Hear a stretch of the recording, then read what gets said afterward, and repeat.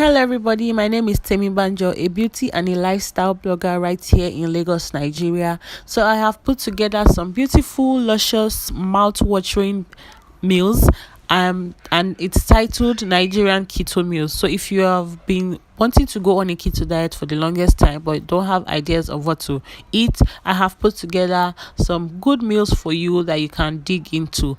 And if you haven't subscribed to my channel, please consider subscribing and hit the notification bell like symbol so you always get a notification whenever I upload new videos. So keep watching to see how I achieve all these meals. I have some clean prawns and shrimps here, so I'm just going to spice it up by adding some salt, some Cameroon pepper, ginger powder, garlic powder, half a seasoning cube, and some sesame oil, some soy sauce, and I'm just going to give this a very good mix. So I have my hot pan here. I'm going to add my shrimps and my prawns into my hot pan for it to fry. This doesn't take long to cook at all. That's why I prefer this to chicken or beef. So we're just going to turn this around till it's done. See how creamy and golden it looks.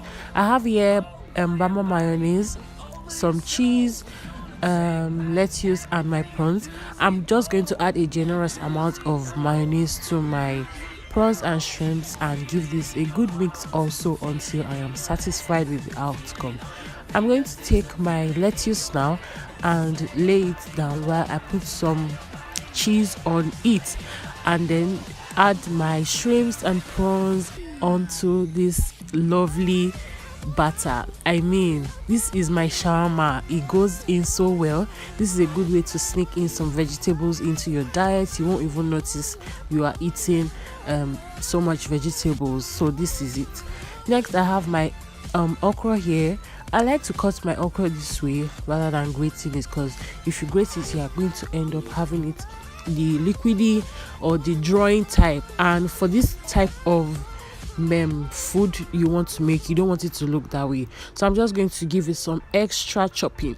Right here I have some pomo, I have meat, I have stockfish, clean prawns and shrimps, and I also have some pepper. This is rodo, the hot spicy one.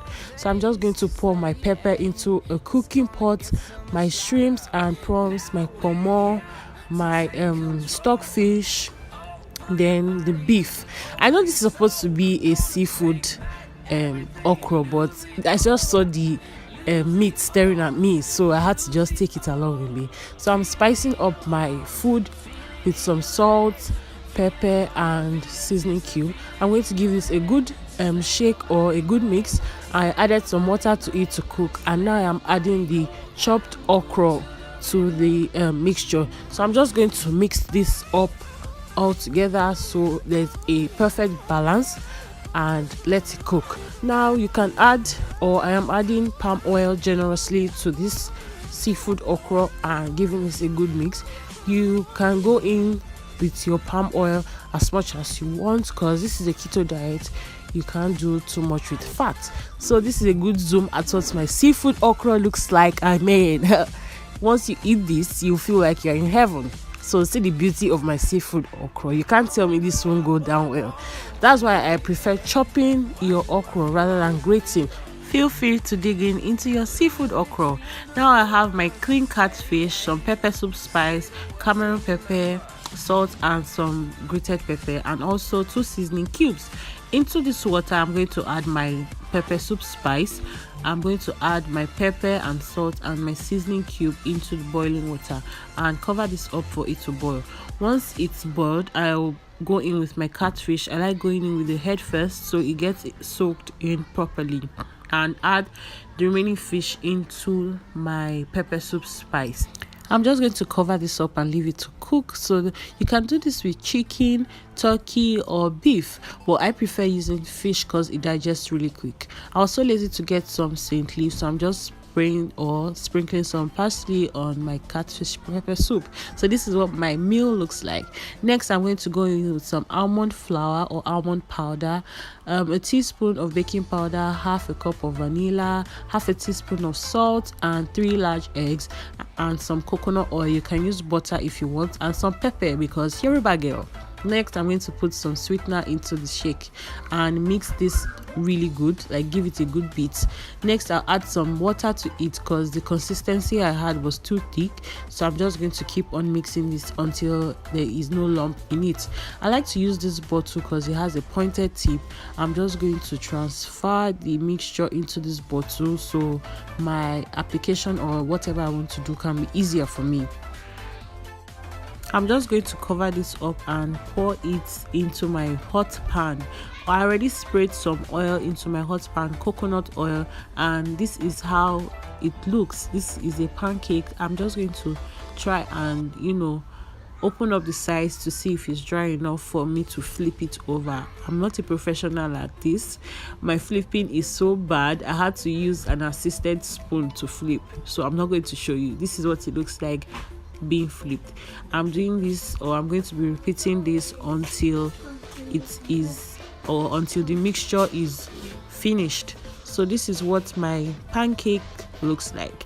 You can have this for breakfast, you can have this as lunch, you can have this scrambled eggs, bacon, sausage, and there are syrups that are keto compliant, so you can also look out for those and have them. Next, I'm going to add some pepper, ginger powder, garlic powder, some crayfish, some Cameroon pepper, 2 covers of apple cider vinegar, a seasoning cube, some salt, and some coconut oil. And this is my clean tilapia fish. I'm going to go in with this mixture on my tilapia fish and add it generously to it. The seasoning couldn't get into the fish, so I'm going to use a knife to cut in between the fish so I can sneak in some seasoning or some spice into the tilapia fish. So I'm just going to use my knife to push it in and do the same thing to the other side of the fish. So yeah, this is me taking in some spice into my fish, and I'm just going to continue to do this and onto the next fish until I am satisfied with the covering or with the spread I have. This is the next fish I have here, and I did the same thing to it, and I'm just going to put that in the oven. So this is what it looks like. This is so nice. You can have this as lunch, you can have this as brunch. Whenever you're hungry, just eat it in between your meals and you'll be fine. This goes in well. So next, I have my eggplant. These two here, and I'm going to dice it up into smaller bits. You can make them smaller than this, you can make them bigger than this. It totally depends on your preference, but this is how I like to dice mine. I'm just going to transfer this into a pot and add some water for it to boil. So after I add water, I'm going to put this on the fire to boil, and this is what it looks like having been boiled.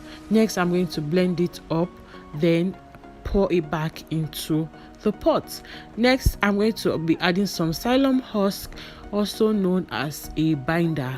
This is what I'm going to use this is what is going to bind my eggplant together so it can form as a mold, and I'm just going to keep turning until I am satisfied with the mixture or with the consistency I have or I get with my eggplant. So whenever you hear people say eggplant amala, does it look any different? No, honey. Like, it's so good and it tastes like amala. So my swallow lovers there, you are not left out. This is the finished look of my eggplant amala.